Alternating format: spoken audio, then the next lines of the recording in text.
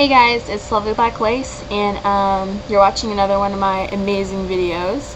And this one's actually a redo of my previous How to Gauge Your Ears, part A and B.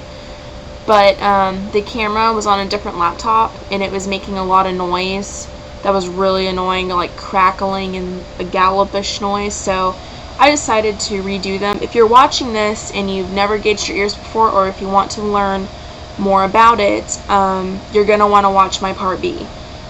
YouTube only allows 10 minutes, and it takes about 20 minutes to show and tell you everything. I'm going to show you the gauges, show you how to do it right, give you tips and tricks and what not to do, and then dangers of gauging, and you're going to want to know all of it.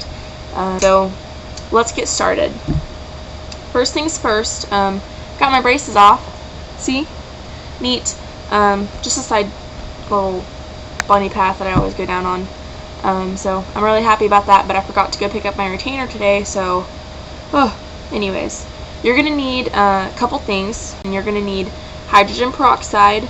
If you don't have hydrogen peroxide, rubbing alcohol is okay, but I don't recommend it because of the rubber bands for your gauges.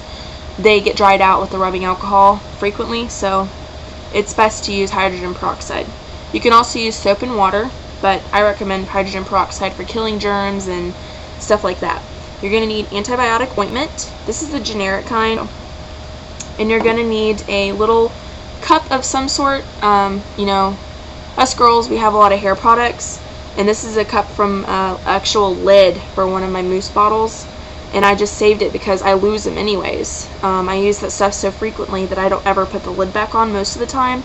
So I decided to save one that's really good, that doesn't have a hole in the bottom, and I use this for filling up my peroxide or my soap and water solution. So that's a good thing to have also. You're going to need your gauges, and before you get started, you're going to want to wash your hands pretty good, and you're going to want to wash your gauges or soak them in the peroxide and wipe them off, just to make sure there's no germs or anything like that, because your ear will open up to cause infections and stuff like that, so you're going to want to make sure it's clean. Okay, if you have just pierced your ears, I'm sorry, but you gotta wait 6 whole months for your ears to heal.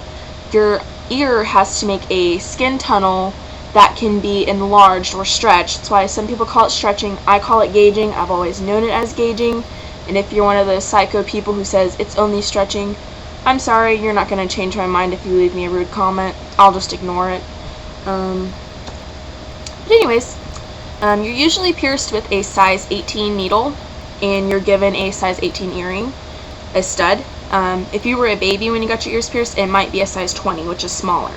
When the gauge size goes up, the gauge is smaller. When it goes down, it gets bigger. If you know what gauges are and how to do it, and you just want the tips, go straight right there. Alright, before we get started with how to gauge your ear, I'm going to show you the different sizes that I have, the different gauges and plugs. This is a size 18. It's not a gauge, it's just an earring. When you gauge your ears, you can get a larger size of this and put it in there, but do not force it through just like this. It is not a gauge. This is a size 14. I do not have a size 16. I think I used a barbell, which is something I just told you not to do, but this is the size 14 plug. It's like a stick, and this is the pincher gauge, which is like a blue, and it's size 14. These are called pinchers because they look like little crab claws, so you can see why they call them that. This is a metal pincher, and it's chameleon purple and blue and pink, so with the different lights it's different colors, and this is its plug. I don't have a pincher for size 10, but this is what size 10 looks like. You can see this is size 8, and I have 2 of these colors. I have this tealish turquoise with black speckles, and then I have white ones. This is, you notice the rubber bands on there, that's what fastens them together. They just slide on and off on both the gauge and the plug. They just come off, come on, and it's like a little stick. This is a size 6, and when you get up to this size, the plugs are different. They have a little stopper on the end, and then a groove where the rubber band sits at the back. It doesn't go any further than that. And that's what a 6 looks like. and this is the pincher for it. I still have pinchers. You can get tapers, pinchers, all different kinds.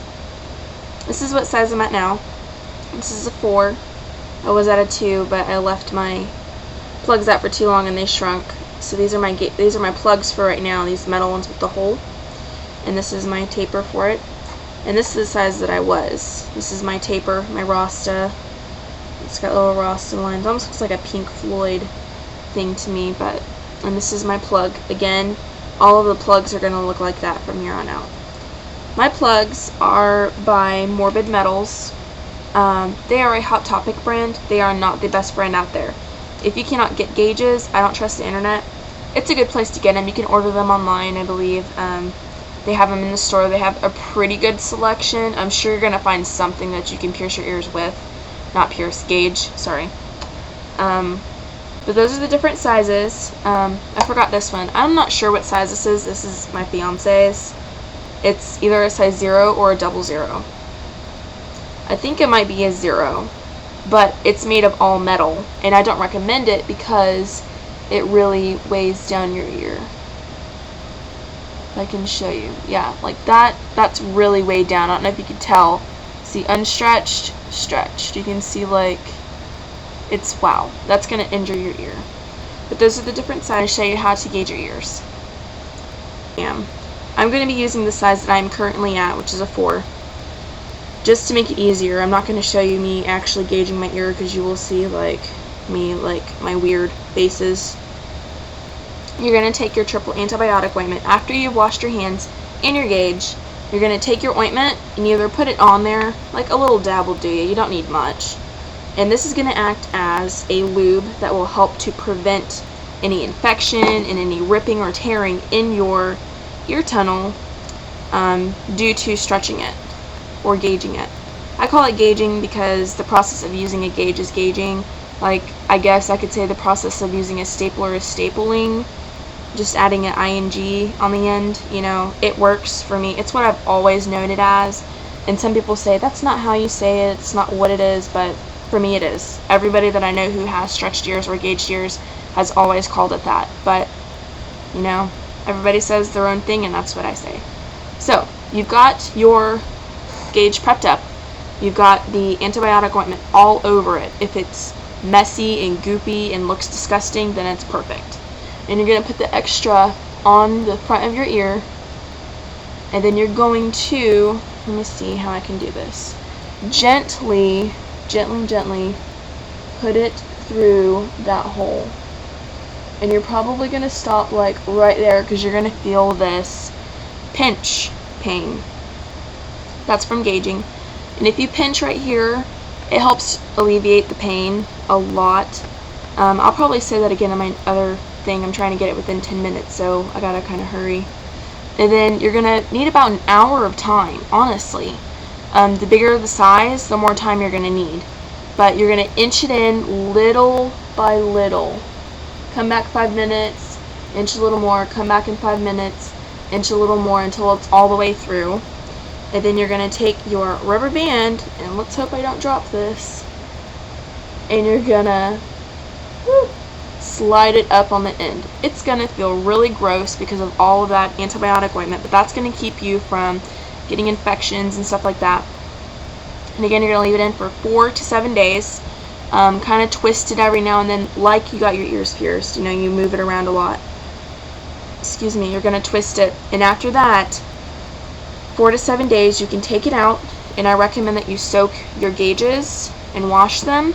Wash your ear very gently with mild soap and water and pat them dry. You don't want to dry them out a lot because then it'll just make it harder for the gauge to go back in. And put your gauge back in immediately. After you've had it gauged for a while, you can leave it out for like 1 to 3 hours and you should be fine, but anytime after that they're going to start to shrink back. So just be aware of that, and click right here for part B. You know you're going to want to. We've got important stuff in there and a slideshow on the end with some music. So hope you enjoyed my video, and don't forget to comment, rate, and subscribe. Thanks.